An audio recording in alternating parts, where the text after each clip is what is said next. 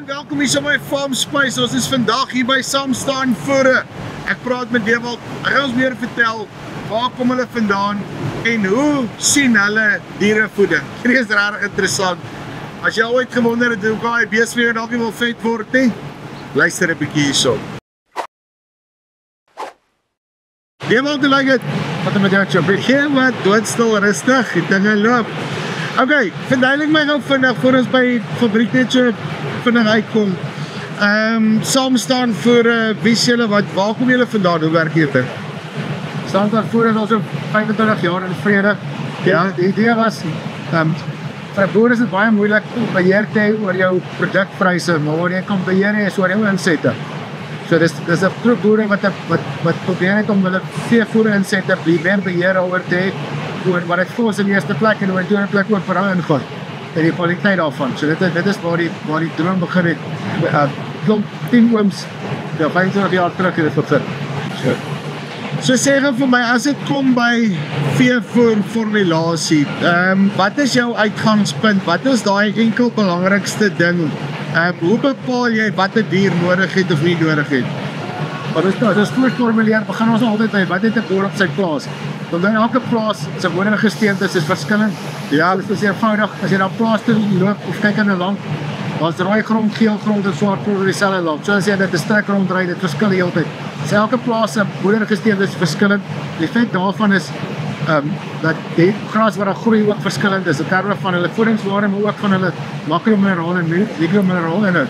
So wat ons probeer maak is probeer aan te pas by wat is op jou plaas en dan probeer ons dit balanseer met die tipe vee wat jy het, of dit skaap of beeste is, watter ras, watter grootte raamkoeie, voer jy vir produksie, voer jy vir onderhoud, of probeer jy die totale som maak van wat het die dier nodig en dan ideaal vir die saak saam met dit, hoe maak jy die maksimum wins op dit wat jy nodig het, dat jy dit perfect balanseer. So, as ek jou reg verstaan, basically gaan dit oor wat se tipe grond en dan obviously dan daarna wat se gras is op die grond. Ja. En ek vra amper soos hy rypie vir die boontjie en die groen gras groei daar rond, hè. En dan die tipe bees wat ek het, rasgewys, maar dan ook my produksiestelsel wat ek hardloop en ek neem aan uit 'n bestuursoogpunt uit wat ek kan en nie kan doen nie ensovoorts. Dit is maar soos elke boer as jy vir 'n boer vra, ja, hoe ry jy? Ek boer besluit watter rad wil jy daai bakkie ry. So dit sal beïnvloed hoe vinnig wil jy daai produksiestelsel hê, hoe vinnig moet dit werk.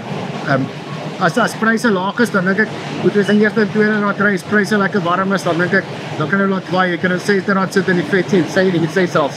So dit bepaal ons en elke boer sal sy produksiestelsel vir ons verduidelik en ons pas 'n werkprogram of 'n voedingsprogram aan daar volgens. So wat jy my wil sê is julle kom nie met 'n shotgun approach nie, jy kom met 'n sniper en eintlik. Nou, ja, jy kan elke boer en elke plaas is verskillend. Ons weet nog almal ons verskillend ons as ons aan die spieël kyk, ons weet ook ons plaas is verskillend. So ek moet daarop dit aanpas.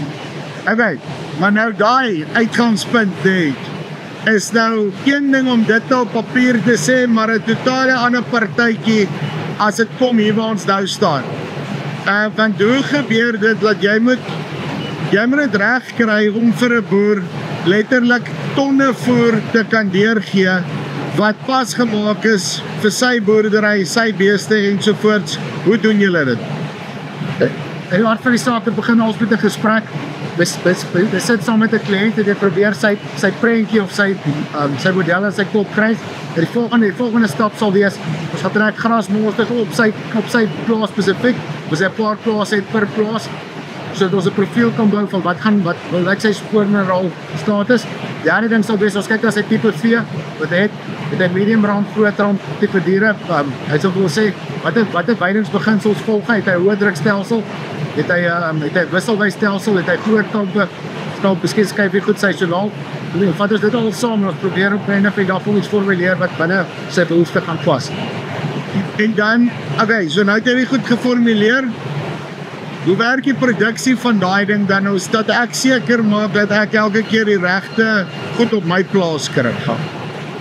Hoe ons dit doen in terme van die fabriek, die fisiese produksie is, omdat ons nie 'n haalgeweer benadering het, gemaak het dit spesifiek vir daai kliënt. So as hy sê nou maar byvoorbeeld wil 10 ton wek hê, dan gemaak ek sy 10 ton vir sy plaas, sy naam is van Vrede, gemaak spesifiek vir hom. Ons weet waar moet hy inkom, ons weet wat is sy tekorte en ons maak daai produk spesifiek dan vir daai kliënt. Ek man, dis is soos waar hierdie masjien hier agter julle inkom. Verduidelik my net gou 'n bietjie hoe werk daai proses hierso. Wat hierdie is, dis 'n gerekwaliseerde mengstelsel, dis 'n noem dit 'n PLC, die blou boksie wat julle daar sien. Die PLC is gekoppel aan 'n klomp buise, dis hierdie rooi buise. Dit is gekoppel aan 'n klomp prutbins in 'n skaal. Okay, wat ek kan daai beerings met mekaar kry. Mielie, sojas, VV sojas, soja. okay, fyn soja, chop, sebels. Ja. En okay, ander ding net vinnig. Ek neem ook aan jou rou materiale, die kwaliteit van daai goeder is ook van kardinale belang, né? Ja. Dit is amper behalwe die formulasies dink ek staan dit tweede belangrikste. Byvoorbeeld om nie rou materiale te gaan koop wat altyd met 'n cheaper naaste of Engelse uitdrukking te gaan gebruik. Ons probeer die beste wat ons kan probeer ons koop. Uit daarby saak dat dit die kwaliteit van die produkte toe en uiteindelik al die diere se prestasie toe. Wat word nou die belangrikste is in einde van die dag. Ek hoor jou. En dan doen julle hulle nou in verskillende persentasies hierso in deur wat die deur gaan. Soos jy my verduidelik het, somewhere hier onder meng alles. Ja. Wat gebeur hierso? Okay.